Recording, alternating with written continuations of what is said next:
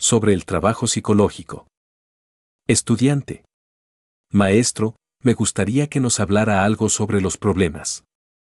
¿Cómo se forman los problemas y cómo se destruyen? ¿Qué posición psicológica deben adoptar los gnósticos frente a ellos? Maestro. Con el mayor gusto daremos respuesta a tu pregunta, mi estimado FVU. Obviamente, el problema, entiendo, no es más que una forma mental con dos polos, positivo y negativo.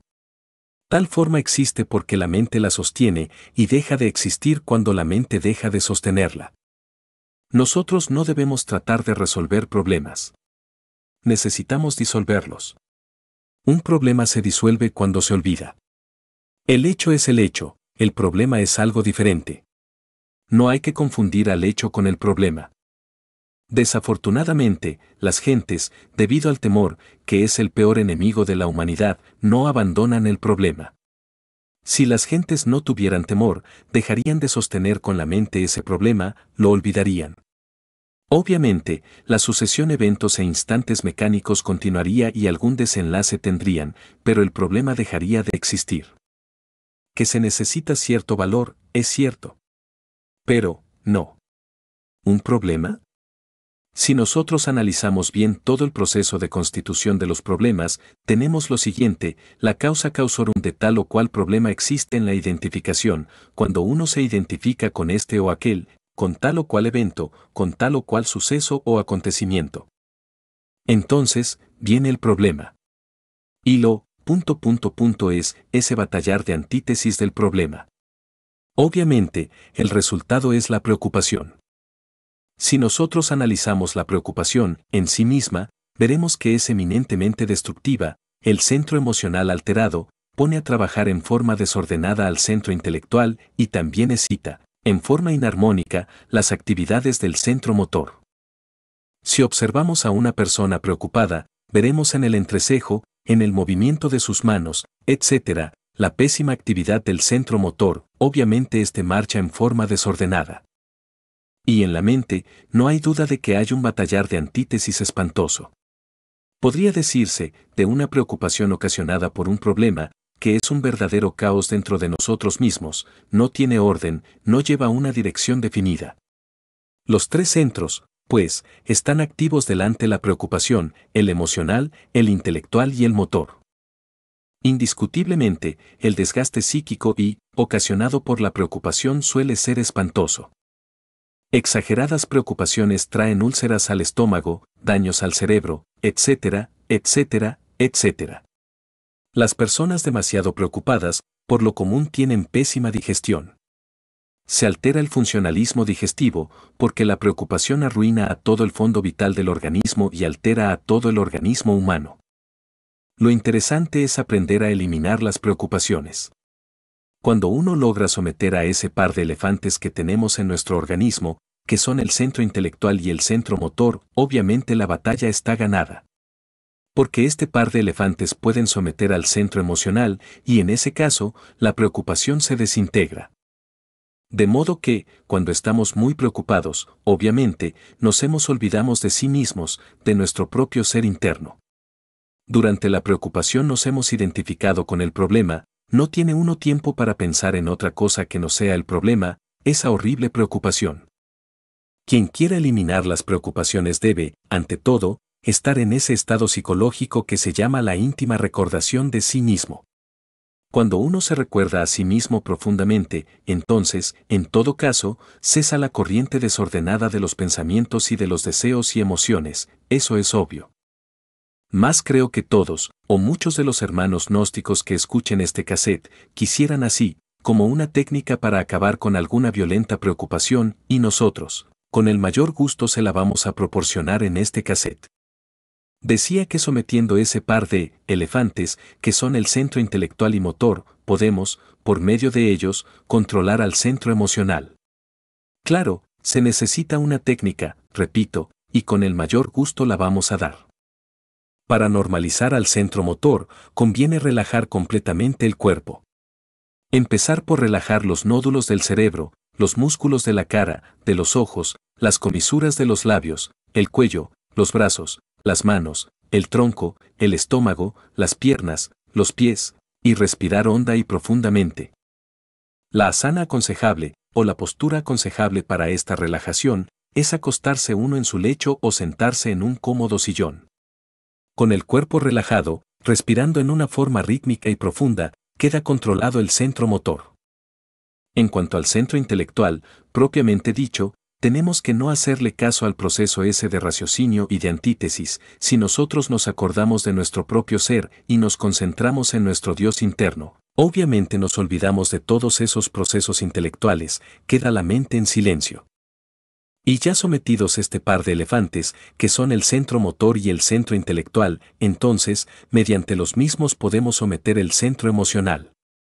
Es claro, una mente serena, pasiva y un cuerpo relajado, de hecho, son decisivos para que influyan en el centro emocional. Este cesa sus movimientos desordenados, es decir, se aquietan las emociones, quedan en suspenso y la preocupación pasa.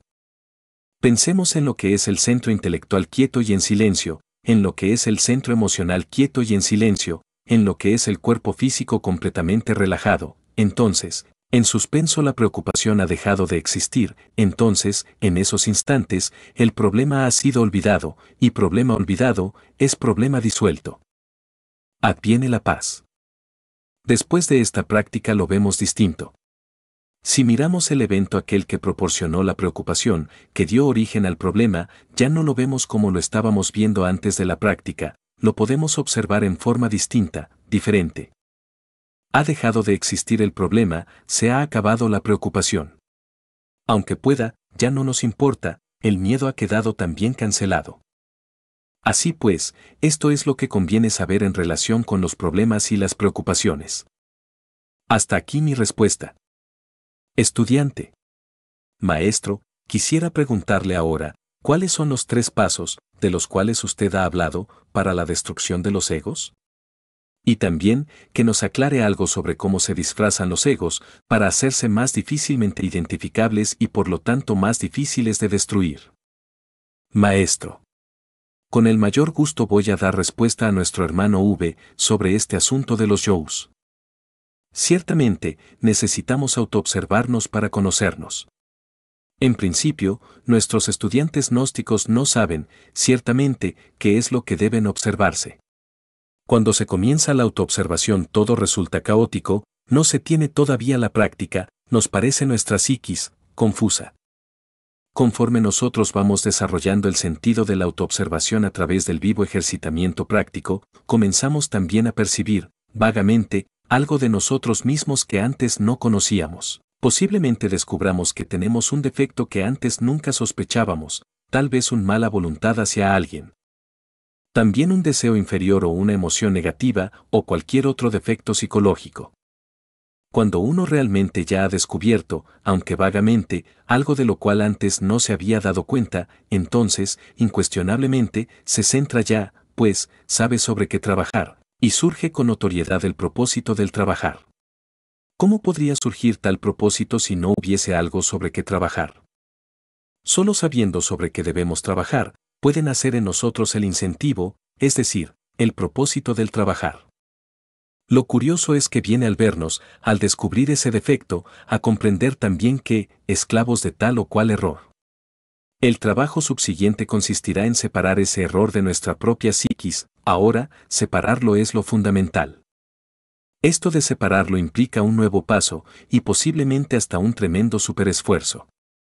Cuando uno avanza en el trabajo puede desintegrar ese error, hasta volverlo polvo. Es claro que se necesitará, pues, de una fuerza superior a la mente, capaz de desintegrar el error que hemos descubierto. Existe tal fuerza, es la serpiente ígnea de nuestros mágicos poderes, la Kundalini, ese fuego serpentino, anular que se desarrolla en el cuerpo de la Zeta y que citan tantos sabios orientales. Tal fuego superastral o fuego solar, convenientemente dirigido contra el yo psicológico que personifica al error, descubierto por medio de la autoobservación, viene naturalmente a desintegrarlo, a pulverizarlo, para liberar a la esencia. Ahora bien, en la cuestión esta del autodescubrimiento, necesitamos ser didácticos, necesitamos observar cuidadosamente el comportamiento del error, o mejor dijéramos, del yo psicológico que personifica el defecto, En cada uno de esos tres centros llamados intelectual, emocional y motor. Cualquier defecto está personificado por algún yo psicológico. Hay una debida forma como se expresa en el centro intelectivo, otra, el modo como se comporta en el centro emocional, situado en el corazón, y otra la manera como se comporta en los centros motor, instintivo y sexual. Esas tres formas de comportamiento de un yo, bien vale la pena que las observemos cuidadosamente. Porque observándolas, podremos descubrir nosotros ese error que debemos eliminar, ese yo que queremos erradicar de nuestra naturaleza psíquica. Así pues, cuando se me pregunta sobre los tres pasos que hay que dar, me refiero, exclusivamente, a la observación minuciosa de tal o cual yo psicológico en los tres centros, intelectual, emocional y motor instintivo sexual. Vean ustedes que los centros, motor, instintivo y sexual, los resumo como si fuesen uno, porque son tres centros inferiores que se coordinan para formar, dijéramos, una especie de personalidad. Por eso en cada persona hay tres personalidades muy marcadas, la intelectual, la emocional y la instintiva motor sexual. Son tres personalidades, estudiar cómo se comporta el yo en lo intelectual, cómo se comporta en lo emocional, es fundamental, y cómo se comporta en los diferentes centros motor, instintivo y sexual, es extraordinario. Ahora, al autoobservarnos lo hacemos con el evidente anhelo de autodescubrirnos, de autoconocernos. ¿Cómo podría surgir, verdaderamente, el propósito de trabajar sobre sí mismo si no se autoconoce, si no se autodescubre?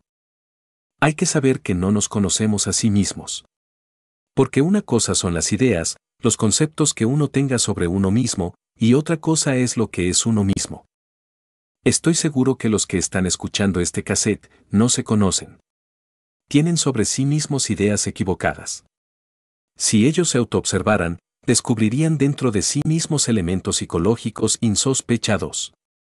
Es, pues, importante la autoexploración a través de la autoobservación. Naturalmente que se necesita el propósito de trabajar sobre uno mismo si se quiere un cambio radical interior profundo.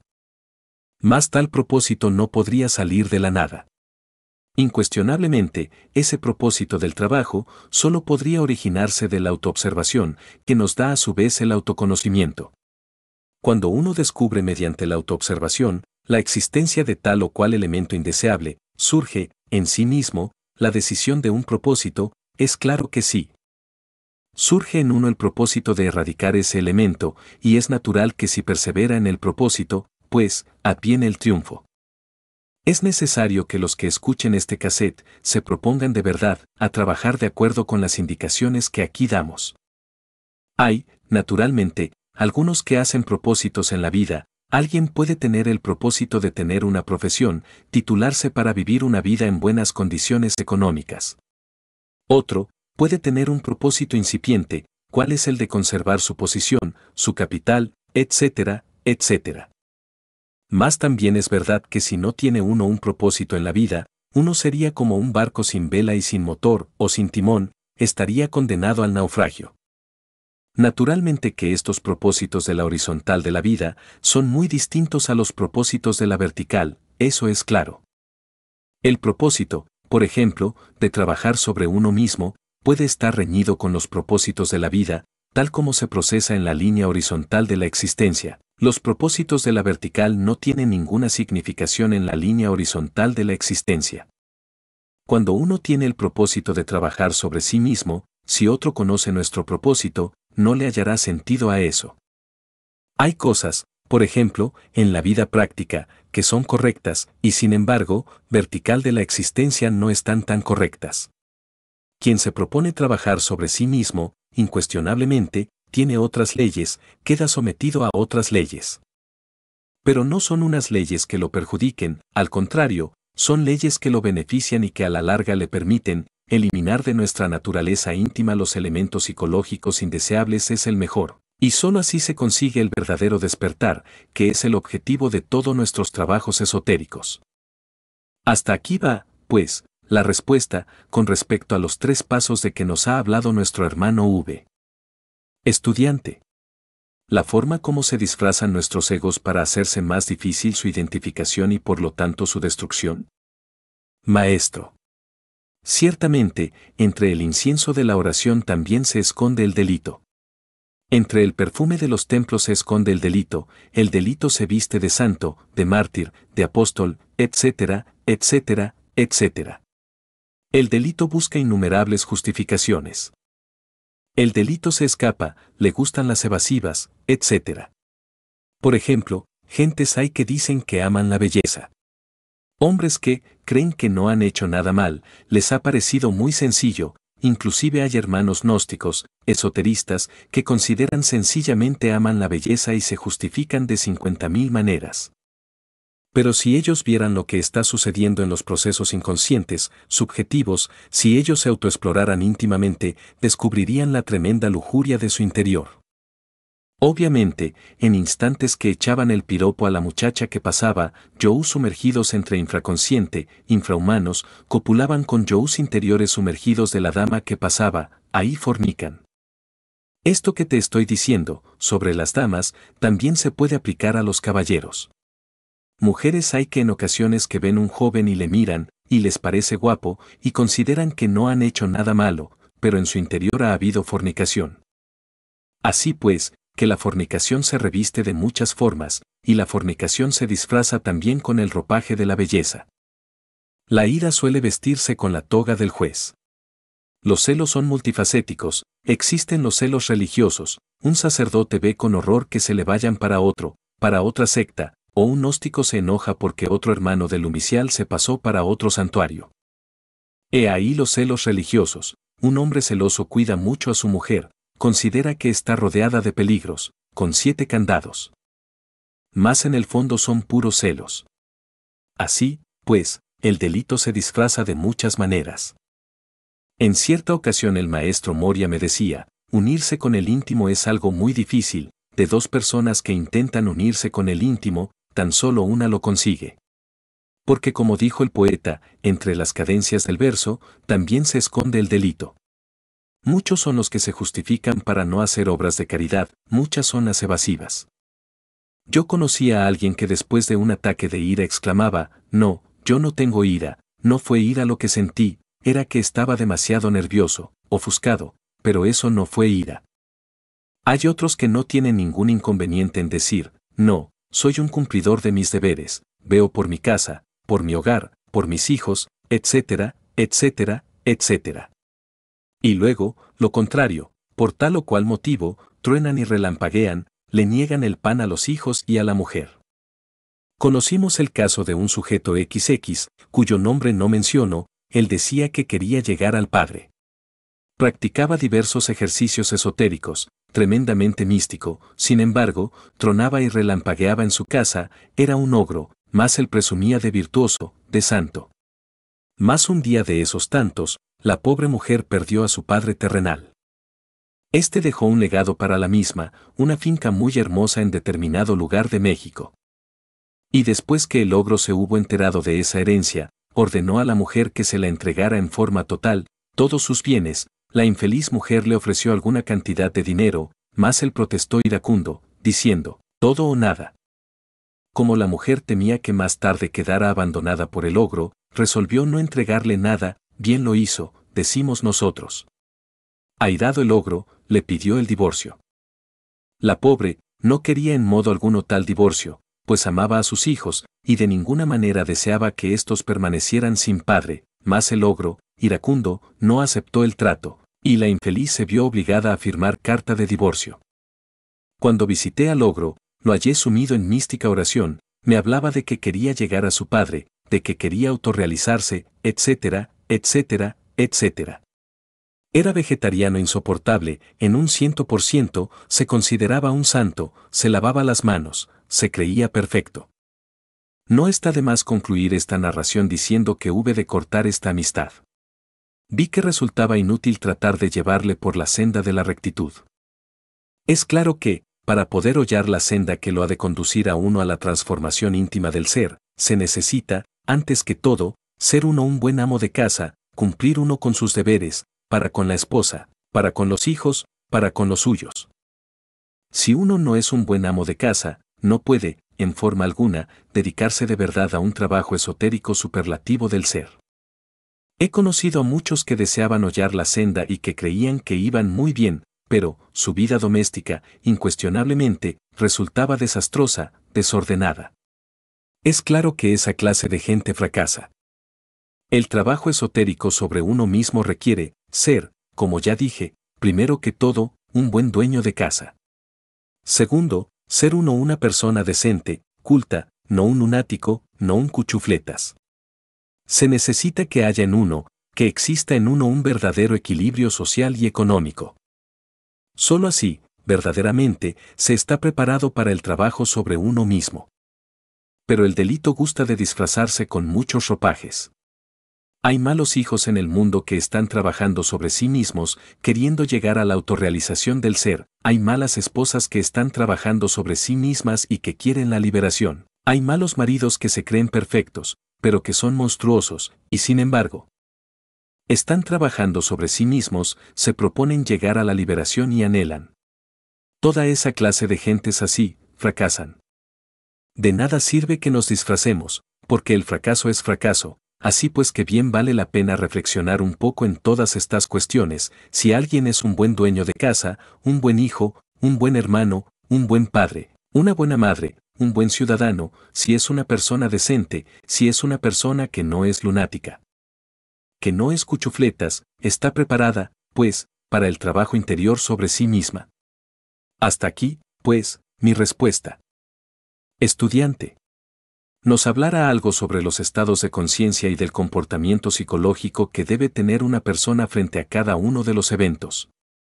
Maestro. Bueno, la mayor parte de la gente, cuando nos narra la historia de su vida en forma gratuita, solo cuentan eventos, es decir, sucesos, y creen que su narración es plena, completa, lo cual es falso. Han olvidado, tales personas, los estados de conciencia correspondientes a los diversos sucesos de su propia existencia. No hay duda de que todo evento va acompañado de un estado de conciencia. Hay tantos estados de conciencia cuantos eventos hay, eso es obvio. Mas, muchas veces sucede que no nos hallamos en el estado de conciencia apropiado para tal o cual situación, y el resultado suele ser el fracaso. Podría decirse que esos acontecimientos que toda la vida hemos estado aguardando, el día que verdaderamente llegan a acaecer, entonces, no sabemos apreciarlos, por no hallarnos en el estado interior apropiado. El 13 de diciembre de este año 1974, celebramos aquí en México la clausura de los estudios 1974. La fiesta estuvo alegre, amenizada por un conjunto musical, todos los hermanos dichosos. Sin embargo, pude apreciar a una dama que no se hallaba en el estado interior apropiado. Esta dama empezó quejándose de la música, de los sonidos estridentes. Que se iba a volver loca con esos ruidos, que me pediría permiso para retirarse, etcétera, etcétera, etcétera. Luego, alegó alguna razón de tipo espiritual, en forma enfática, subrayó. Pensaba que este festival era así, con una meditación muy profunda, porque me han hablado a mí mucho, que usted da clases de meditación en tercera cámara. Dije. Hemos estado meditando durante todo el año, mi estimable hermana, y hoy, solamente hemos sacado una mínima cantidad de tiempo para clausurar los estudios del presente año de nuestra institución. Indubitablemente, los hermanos todos, hemos celebrado, por tal motivo, una fiesta. Creo que con este festival damos por terminados los estudios del presente año escolar. Nada pareció haber entendido. Cuando prosiguió con su estado de nerviosismo por la música que resonaba alegre en la estancia, me limité a decirle 2 palabras, paciencia y serenidad. Algo entendió la dama, mas al fin, no pudimos evitar que se retirara. Como ven, pues, ustedes, mis estimables hermanos que escuchen esta cinta, aquella dama no se hallaba en el estado interior apropiado. Es decir, no supo, realmente, apreciar aquel evento maravilloso. Si analizamos un poco más a fondo esta cuestión de los estados interiores, vemos que son básicos, indispensables, cuando uno no quiere ser víctima de las circunstancias. Pero las gentes son víctimas de las calamidades de las circunstancias. Nadie sabe originar circunstancias nuevas. Pero si uno aprende a manejar sus estados interiores, no se convierte en víctima de las circunstancias. Si uno aprende a manejar sus estados interiores, puede originar nuevas circunstancias. Veamos esto, supongamos que un insultador XX nos hiere con la palabra, si nosotros reaccionamos violentamente, iremos a parar a la cárcel o al cementerio, o por lo menos a una clínica.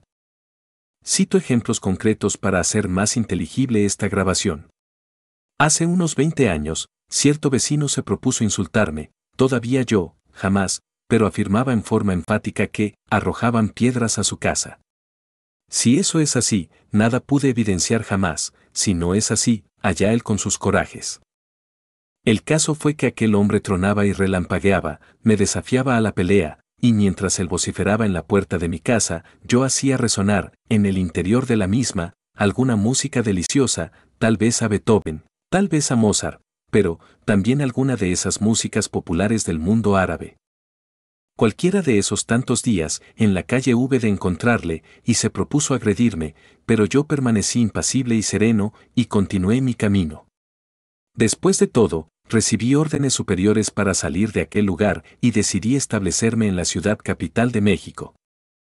Incuestionablemente, si hubiese procedido violentamente, si no hubiese tenido yo el estado interior de conciencia apropiado, todo se habría solucionado violentamente y el resultado habría sido claro, un fracaso rotundo, no solamente para mí, sino para esta gran causa por la cual todos estamos luchando. No fui, pues, víctima de las circunstancias. Hoy en día, el movimiento gnóstico mexicano marcha hacia el triunfo que le aguarda. El movimiento internacional es poderoso, gracias a que yo no caí víctima de las circunstancias. Muchas veces un estado interior inapropiado puede hacer de una pulga un caballo, y no hay duda que puede ir a parar a la cárcel por la reacción violenta. Si alguien nos ofende, por ejemplo, y reaccionamos con fuerza, podemos matar e iremos como homicidas a la cárcel y desgraciamos la totalidad de nuestra existencia. Pero cuando uno ya no. Cuando uno aprende a usar, dijéramos, el boleto apropiado para cada suceso, indubitablemente, no es víctima de las circunstancias. Aún más, quien aprende a manejar voluntariamente sus estados interiores puede modificar las circunstancias, hacer de circunstancias desastrosas algo muy bueno. Debe uno aprender, o mejor dijéramos, a sacar el mejor partido de las adversidades. No debemos olvidar que las peores adversidades nos ofrecen siempre las mejores oportunidades. Es decir, necesita tener uno el estado interior apropiado, si es que se quiere realizar semejantes maravillas, eso es obvio. Continuemos adelante, nosotros, con estas disquisiciones. Debemos darnos cuenta cabal de que hay dificultades en la vida que son desastrosas, pero que mediante un estado interior apropiado podemos modificarlas completamente a nuestro favor. En cierta ocasión, alguien quería asesinar a una persona que había en la casa. Vino a buscarlo con el ánimo de darle de balazos. Yo sentí, interiormente, el peligro que tal persona corría, y cuando preguntara al posible asesino por esta persona, me limité a hacerle entrar y le ofrecí silla, y luego, ambos, el buscado y el buscador, generaron plática, obviamente yo fui el intermediario. Las palabras decentes, etc., fueron motivo más que suficiente como para que aquel que venía con el ánimo de asesinar, no asesinará, sino que se convirtiera un gran amigo. He ahí, cómo se modifican circunstancias cuando uno aprende a usar el boleto apropiado. Hemos visto fieras quedarse pasmadas cuando uno tiene en uso el estado interior apropiado. Uno puede mediante el estado de conciencia correcto domar verdaderas fieras. El que es víctima de las circunstancias, incuestionablemente, no sabe manejar sus estados interiores, y eso es lamentable. Así pues que conviene poner mucha atención a los estados de conciencia, eso es básico, es fundamental. Desgraciadamente, las gentes le dan más importancia al evento que al estado interior. Y yo digo que la forma como reaccionemos ante el evento es más importante que el evento mismo. Cuando uno aprende a reaccionar sabiamente ante tal o cual evento, se hace amo de las todas circunstancias. Y como dije, no solamente puede modificar circunstancias, sino que a su vez puede originar circunstancias nuevas, y eso es muy importante. Desgraciadamente las gentes todas son víctimas de las circunstancias, y esto, repito, se debe a que no saben manejar sus estados interiores, reaccionan ante cada evento con estados interiores impropios, inapropiados. Estudiante. Maestro, ¿Qué tiene que ver esto con la expresión lo exterior es lo interior? Maestro. Bueno, incuestionablemente, lo exterior es una proyección de lo interior. Cuando uno interiormente cambia, lo exterior cambia también. Lo importante está en que para no. Es manejar los estados interiores a fin de modificar los exteriores. Es interesante, pues, tener para cada evento, dijéramos, el boleto específico, exacto, con seguridad al mundo. Estudiante. De la humanidad, ¿por qué? Maestro. Es claro que el miedo es la raíz de muchos problemas. Claramente, podemos decir lo siguiente, las naciones, por miedo se arman y van a la guerra. Una nación teme que las otras naciones la invadan y se arma, y va a la guerra, nos hacemos homicidas por miedo. El asesino teme que alguien le mate, y procura salir, primero. Dándole de balazos, no hay duda de que aquellos que no tienen temor, no necesitan de revólver, ni de cuchillo. Por miedo, teme a la miseria, teme al hambre, a la desnudez, etcétera, etcétera. Por miedo la mujer se prostituye, tiene temor a la vida, temor a la miseria, etcétera, etcétera. Por miedo se miente, por miedo el codicioso, codicia, por miedo el avaro esconde su dinero, y así se convierte, de hecho, en un mendigo. ¿Todo ser avaro no es, acaso, un mendigo? ¿Cuál sería el karma para los avaros? Nacer en la miseria en la nueva existencia, en su futura existencia. Por miedo, los gobiernos han cometido las peores injusticias, por miedo, hay muchas gentes justas llevadas a la cárcel, por miedo, el hombre explota al hombre, teme a la miseria y se desea conseguir dinero a como de lugar, si posee dinero.